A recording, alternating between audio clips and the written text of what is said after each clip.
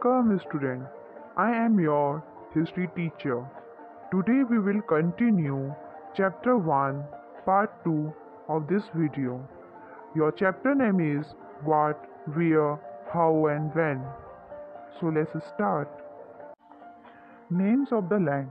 Two of the words we often use for our country are India and Bharat. The word India comes from Indus, called Sindhu in Sanskrit. Find Iranian and Greece in your atlas. The Iranian and the Greeks who came through the northwest about 2500 years ago and were familiar with the Indus, called it the Hindus or the Indus, and the land to the east of the river was called India.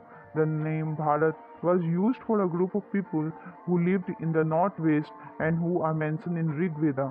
The earliest composition in Sanskrit dated to about 3500 years ago.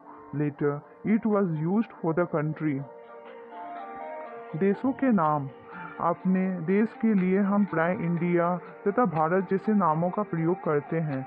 India शब्द Indus से निकला है, जिसे संस्कृत में सिंधु कहा जाता है। अपने अटलास में ईरान और यूनान का पता लगाओ। लगभग 2500 वर्ष पूर्व उत्तर पश्चिम की ओर से आने वाले ईरानियों और यूनानियों ने सिंधु को हिंदूस अथवा इंडोस और इस नदी के पूर्व में स्थित भूमि प्रदेश को इंडिया कहा। भारत नाम का प्रयोग उत्तर पश्चिम में रहने वाले लोगों के एक समूह के लिए किया जाता था।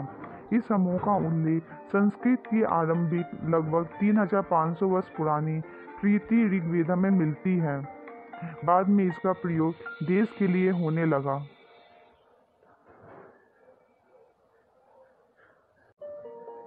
Finding out about the past. There are several ways of finding out about the past. One is to search for and read books that were written long ago.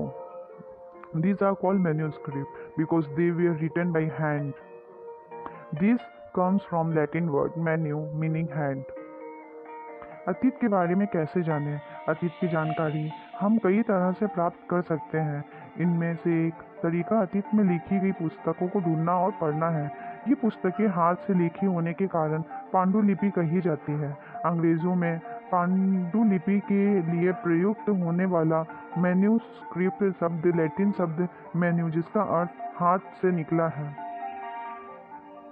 These were usually written on palm leaf or on the specially prepared bark of a tree known as birch, which grows in the Himalayas. ये पांडुलिपियां प्राय ताड़ पत्रों अथवा हिमालय क्षेत्र में उगने वाले भूर्ज नामक पेड़ की खाल से विशेष तरीके से तैयार भोजपत्र पर लिखी मिलती है। Over the years, many manuscripts were eaten away by insects, some were destroyed, but many have survived, often preserved in temples and monasteries. इतने वर्षों में कई पांडुलिपियों को कीड़ों ने खा लिया तथा कुछ नष्ट कर दी गई। फिर भी ऐसी कई पांडुलिपियां आज भी उपलब्ध हैं। प्राय ये पांडुलिपियां मंदिरों और विहारों में प्राप्त होती हैं। These books dealt with all kinds of subjects, religious belief and practices, the lives of king, medicine and science. Besides, there were epics, poems, plays. Many of these were written in Sanskrit, or other were in Prakrit, language used by ordinary people, and Tamil. इन पुस्तकों में धार्मिक मान्यताएं व व्यवहारों, राजाओं के जीवन, औषधियों तथा विज्ञान आदि सभी प्रकार के विषयों की चर्चा मिलती है। इसके अतिरिक्त हमारे यहाँ महाकाव्य, कविताएं तथा नाटक भी हैं। इसमें से कई संस्कृत में लिखे हुए मिलते हैं, जबकि अन्य प्राकृत और तमिल में है। प्राकृत भाषा का प्रयोग आम लोग किया करते थे। We can also study inscriptions. These are writings on relatively hard surface such as stone or metal. Sometimes kings got their orders inscribed so that people could see, read and obey them. There are other kinds of inscription as well, where men and women including kings and queens recorded what they did. For example, kings often kept record of victories in battle. हम अभिलेखों का अध्ययन भी कर सकते हैं। ऐसे लेख पत्थर अथवा धातु जैसे अपेक्षाकृत कठोर सतहों पर उत्कीर्ण किए मिलते हैं। कभी कभी शासक अथवा अन्य लोग अपने आदेशों को इस तरह उत्कीर्ण करवाते थे ताकि लोग उन्हें देख सके, पढ़ सके तथा उनका पालन कर सके। कुछ अन्य प्रकार के अभिलेख भी मिलते हैं जिनमें राजाओं तथा रानियों सहित अन्य स्त्री पुरुष ने भी अभी अपने कार्य के विवरण उत्कीर्ण करवाए हैं।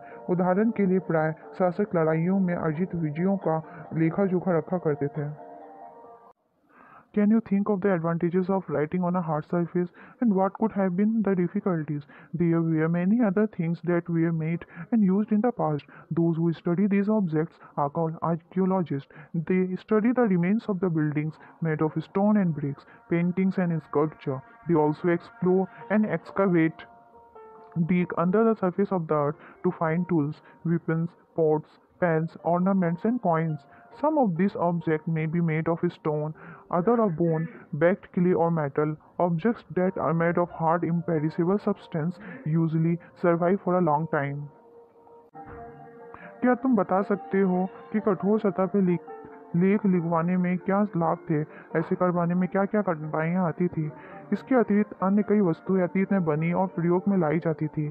ऐसी वस्तुओं का अध्ययन करने वाला व्यक्ति पुरातत्वविद कहलाता है। पुरातत्वविद पत्थर और ईंट से बनी इमारतों के अवशेषों, चित्रों तथा मूर्तियों का अध्ययन करते हैं।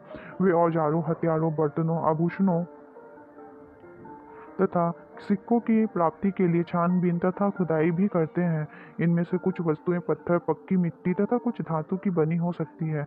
ऐसे तत्व कठोर तथा जल्दी नष्ट न होने वाले होते हैं। This is the end of this video.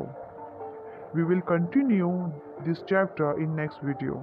If you have any doubts, please let us know.